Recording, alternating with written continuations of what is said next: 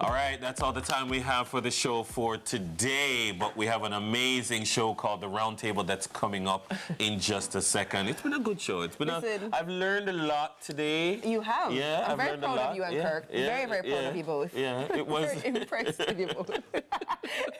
I'm gonna pull out some. Don't leave it to me there. Leave it to me. That's there right. we go. There we go. Right. Just work them skills. And I'm actually gonna do some science stuff with Jackson in the kitchen. I'm going to. Honestly, I promise you, it's a great way to make the bookwork make sense in a practical way. I mean, he's just going to grade 1, so I mean, maybe even didn't learn that bookwork there yet, but it's just cool stuff. Oh, you know, else a cool one? What are those? It's like an Alka-Seltzer or so. If you drop it in like a soda bottle and it's like, pew, and you make a real life volcano. Yeah. Oh man, I can drop plenty of those for you.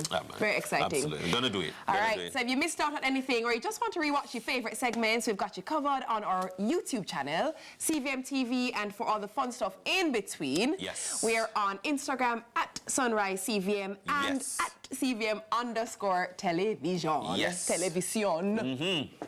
Well, the Roundtable Squad takes over right now. See ya. Good morning, Roundtablers, and welcome to the Thursday edition of the Roundtable. I am Barbie, and joining me at the table this morning is my amazing co-host, Kirk. How you doing, Kirk? Ghetto Kirk. And our special guest is Olympic athlete Brandon Simpson. Welcome to the table. Thank you very much. Thank you for having me. Have you been to the table before, Brandon? This is my first time at the table. This is your first time at the table. Man. Wow. And it's definitely my first time in a long time with Kirk. Yeah. I know you said we've been on the table before, Kirk, but I don't remember. We were on the table once? Way back. Way back. Just me and you, or was there someone else? I think it was just me and you. It's just you and you. I think probably in January or so. You need to be more memorable. Yeah. What didn't you do, Kirk? I didn't take notes. You didn't take notes. And Brandon, how are you today? I'm well. So Olympic athlete, you like that title? It feels good. I worked hard for it, so yeah. Definitely. I can imagine. I know you guys work very, very hard. So kudos to you and thank you for being here. It's an honor. Of course, it's an honor to be here. Yes. So it's now time to check out what's buzzing online in our social buzz. Check this out. I understand that. Listen, I believe in us, but let's not tug on the cake now. This is Jamaica. We got something but Jamaica. Just be careful. We don't get it. Just be careful. Remember what we did to them in the world? We got something for you. We got something for the Jamaican women. We think, hey, they're living. I don't see. Hey. You ain't running. You ain't the one running. All I'm saying is stop tugging at them. Stop tugging at them like that. Stop. That's what we doing to them. That's what we doing. What him going in, Bad? Listen, I got something for him, okay? Like, it's so crazy to me, like, the rivalry, how it builds on and off the track. But, I mean, on the track, it's a little different, right, than it is off the track. Off the track, it seems, because, I mean, listen to him about you, the Jamaican women, we got something for you. What? What do they have for us? Anybody? Help me. Nothing. Help me. They're going to try, but... Like, I wish they were like this all the time, though. They're only like this when they believe they have something. Yeah. But when they know and we're at the top of our game and we're going out there and we're strong. Crickets. Yeah, crickets. Yeah. Like, So we'll see, but we know our athletes don't really do much talking, right? Yeah. Yep. Yeah. We're more action than anything else. That's right. Well, that said, we'll leave him with what he has for the Jamaican women, and it is now time for a bag of things.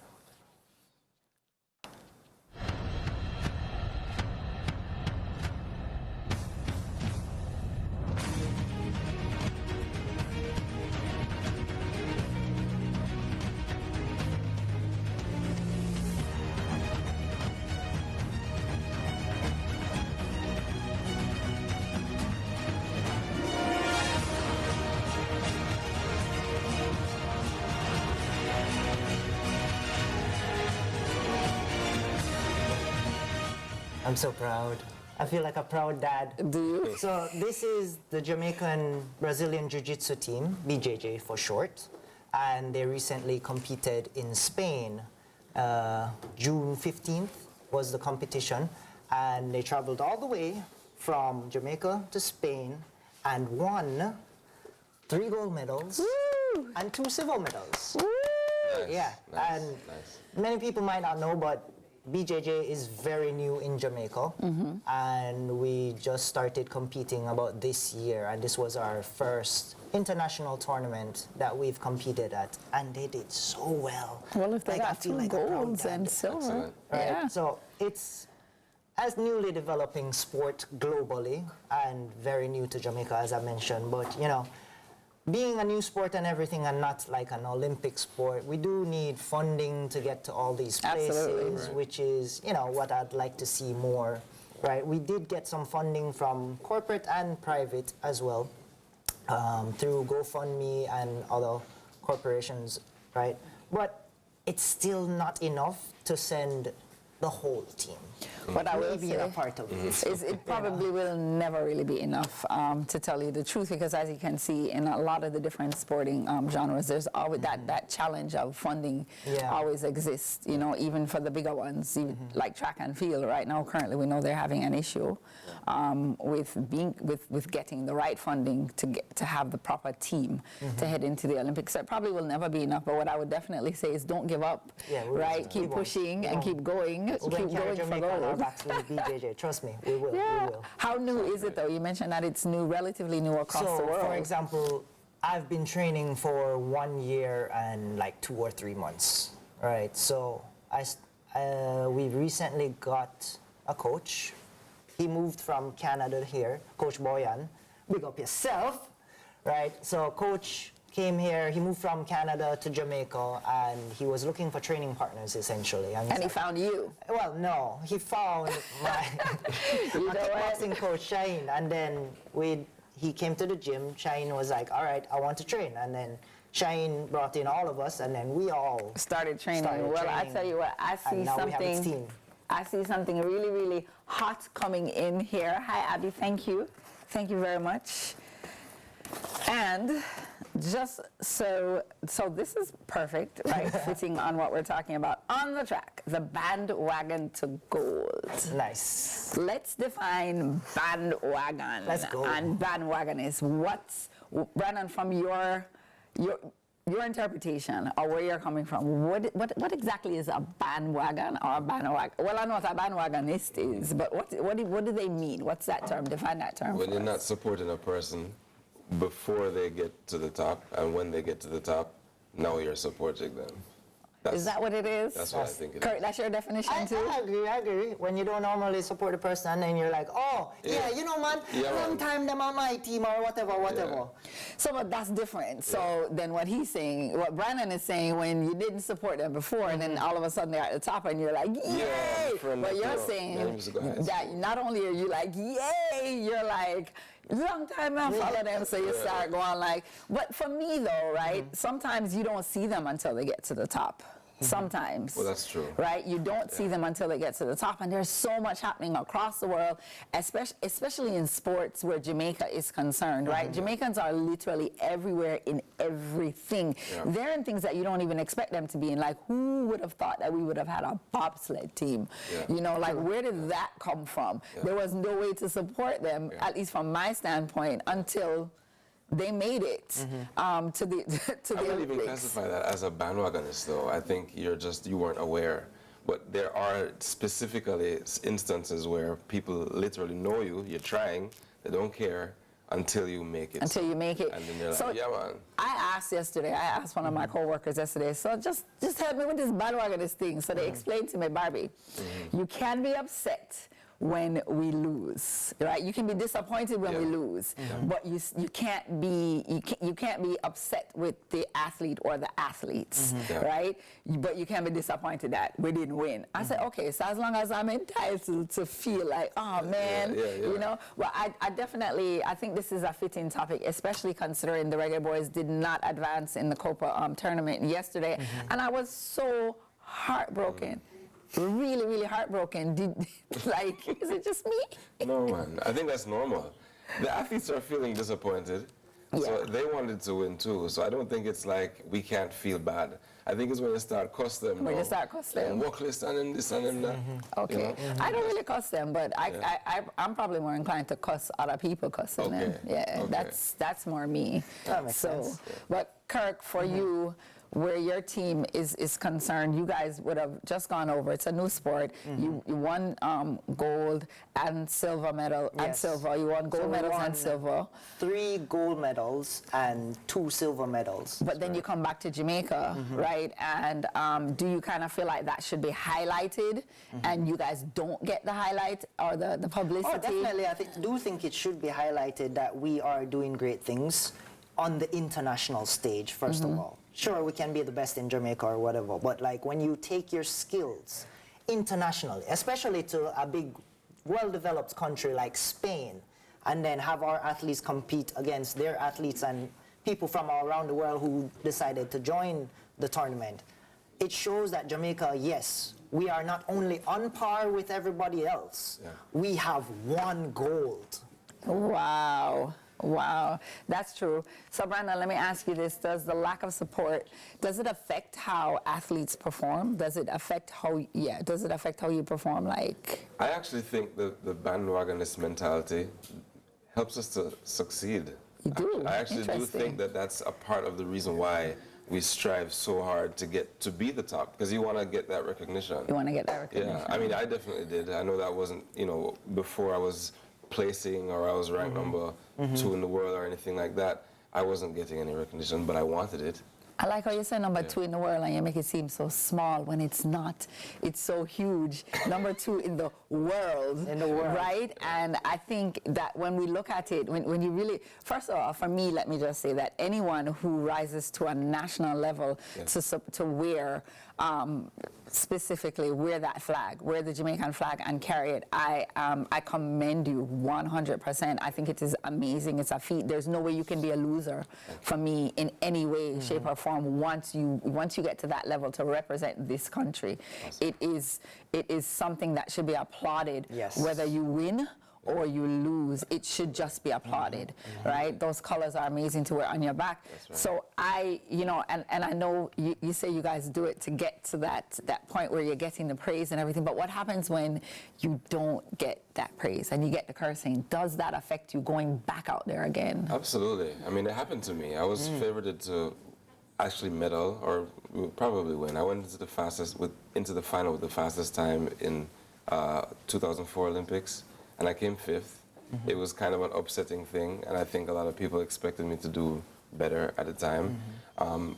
You hear of the talkings, the rumblings of I could do better and whatever. But if you're determined, you don't necessarily care what people think. I didn't care what people thought. I definitely just said I'm just going to do it better next year. And I tried, and you just have to keep trying. Our culture is that way, so I think we kind of get used to it to an extent.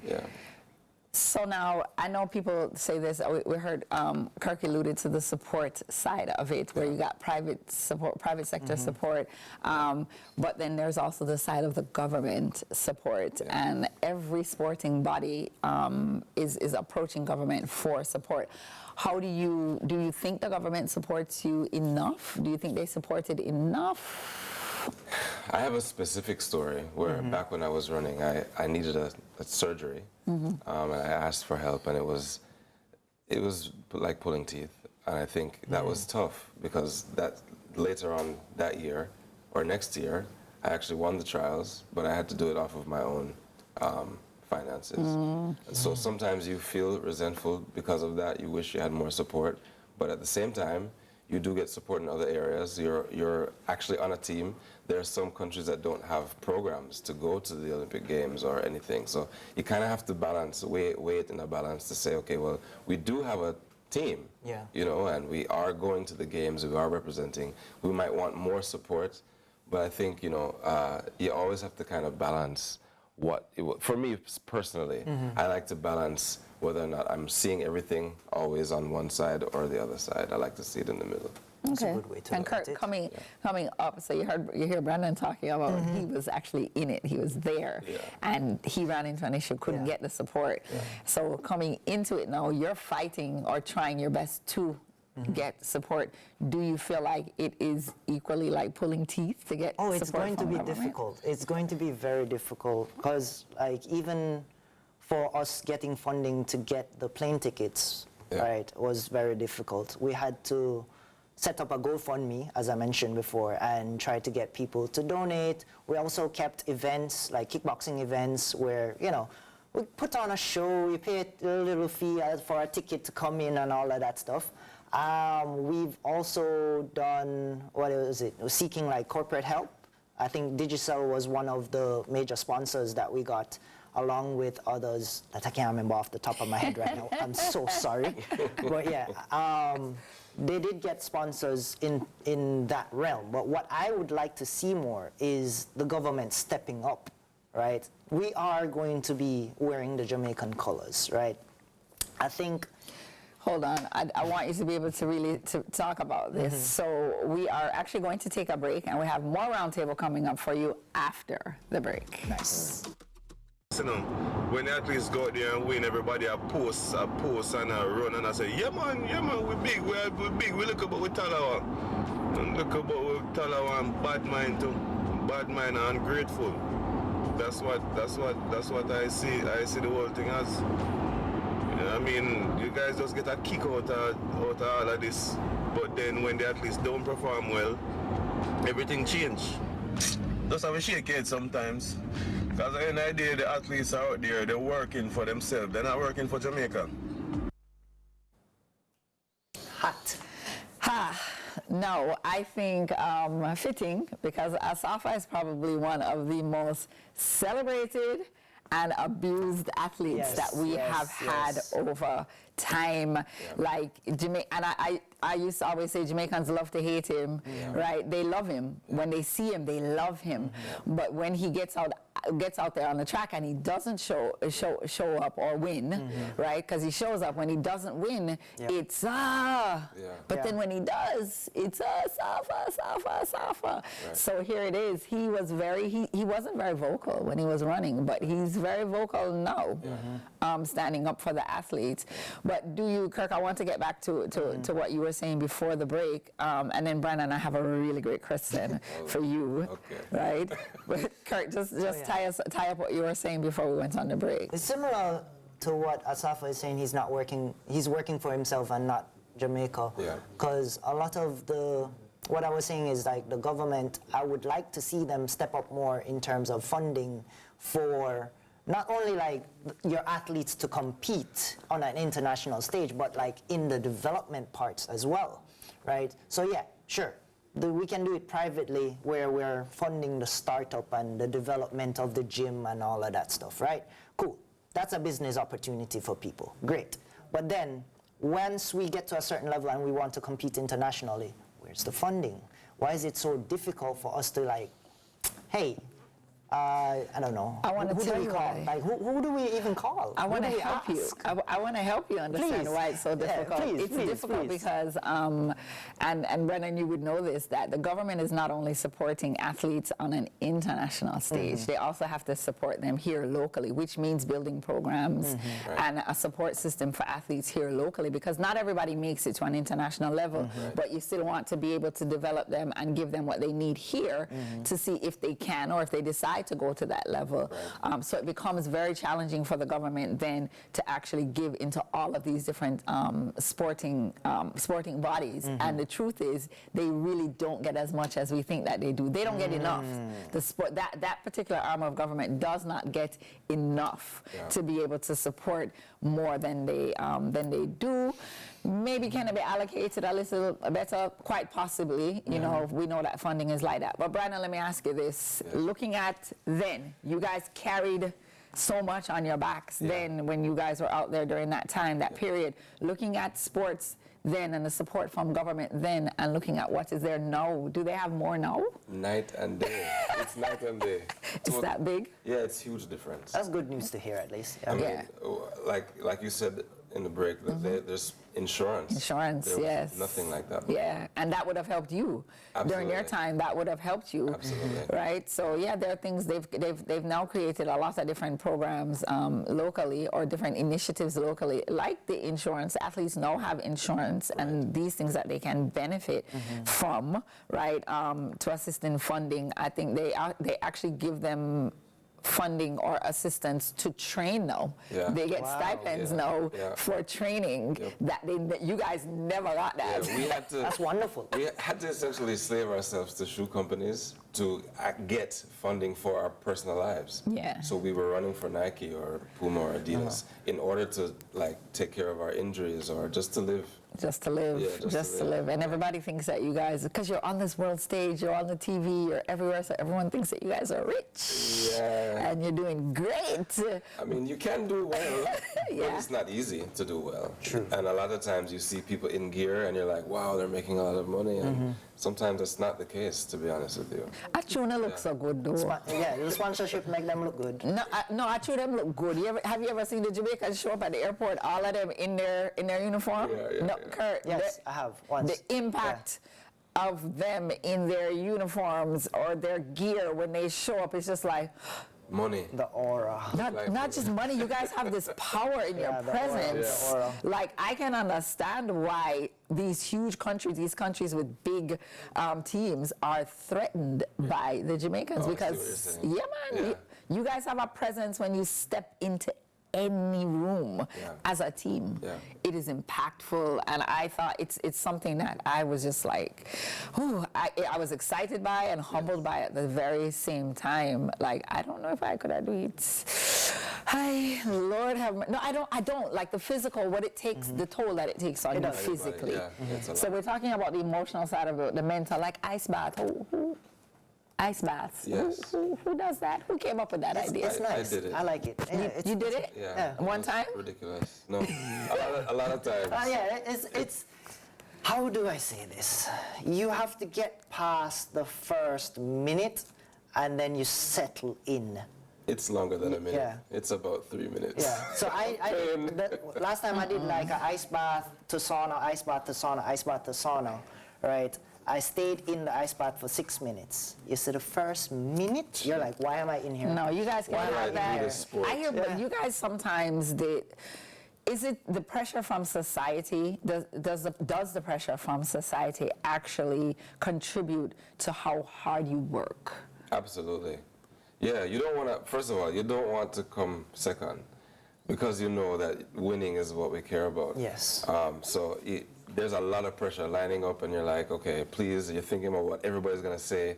When you should be thinking about your race and execution, you're like, okay, what's going to happen this time? So there's a lot of pressure to do well. I thrived off of it. I loved it. I didn't mind it. It's a mindset thing. I think you have to walk. So you feel the same way, Kurt? I think that you have to take whatever the fuel is and just drive forward. So do you shut society out? Do you From a shut out martial what they're arts saying, or do you internalize that and let it From push a you? martial arts perspective, it's more about self-development, right? But me being myself, I drive myself like to breaking point and beyond. Like, I'm always on the gas going forward. All right, I have to do better, I have to do better, I have to do better every single time. That's a lot. That's a lot of pressure to even put on yourself. So listen, I know the conversation is bringing in some heat on the track, but it's time for another break, so stay tuned for our final thoughts right after this. Thank you for staying with us. It's almost time to wrap things up, but before we do, it is time for our final thoughts. Brandon, share your final thoughts with us. Like I was saying in the break, I was saying that I think that whether we're a bandwagon in this country or not, whether the sport is difficult or whatever you're getting support or not, you have to love what you do. I think once you love what you do, it's easy to kind of transition all of those feelings of negativity or positivity into the goal. For me, athletics was about my love for running. I loved it, so all of the positives and the negatives kind of went to the back, and I just loved my sport. I stayed focused. I just stayed focused. That's right. Amazing. I love that. I think we can be a bandwagonist country sometimes, especially when it comes to like Olympic times or football times or whatever. Like, during the rest of the years where those events are not keeping, you don't hear nothing about it, not one thing. And then when Olympics time come around or when FIFA time comes around, pot covers everywhere. Like, okay, where were you during the other years? You know? So yes, sometimes, but you know, I think people can also be patriotic you know, and support their country, and not exactly support the sport, if you get what I'm saying. Yes. Like, there's this fine line that you can walk as well. So I agree with those people. Like, I don't follow up track and field or football, but when I see Jamaica playing and they're doing well and all of that stuff, I'll be like, yes, awesome. Pot cover? Pot cover. That's right. So, yeah. Not so far. Yeah. That's what I think. You can be patriotic. You can be patriotic without supporting the sport entirely. I agree. Okay, and I agree. I agree with both of you 100%. I say if you are a bandwagonist, when you come off at a bandwagon, be quiet, because nobody wants to hear what you have to say if it's not something good. It takes a lot to get on that stage internationally. They're wearing our flag on their back. Support them no matter what. And if you don't have anything good to say, remember your grandmother said, don't say anything at all. So I want to say a big shout out to the Reggae Boys for showing up and for actually doing a great job. Kudos to you every single time for continuing to go out there on that field, and looking forward to our athletes touching the track at the Olympics this year. We know you guys are going to do great and be great. Thank you very, very much for joining us. That is a wrap for the Thursday edition of the Roundtable. Special thanks to Brandon Simpson, Olympic athlete, joining in on our conversation today. Enjoy the rest of your day, guys. And as you go forward into the world, remember, be good and be on purpose. Success don't come overnight. No make them know a substance over hype. Do it for the love, we not do it for the life. No for them love likes, that's alright. Sit down in a post and a tweet all night. See them on social media type. While like say them they a studio advice. Oh, me never put them up on no flight. And me never see them a live not all life. You miss someone know you have so much likes. I'm always still a lead by iTunes. Simple mean we not ready yet. If you put the music first, that's all. While we there on a war and a hype. We work, dance all. When you see me, yes, I see I. And every tune when me ever write. And every show where we headline. No, we not do it for the likes, but we tell them we do it for the love. We not do it for the likes. What da da da da.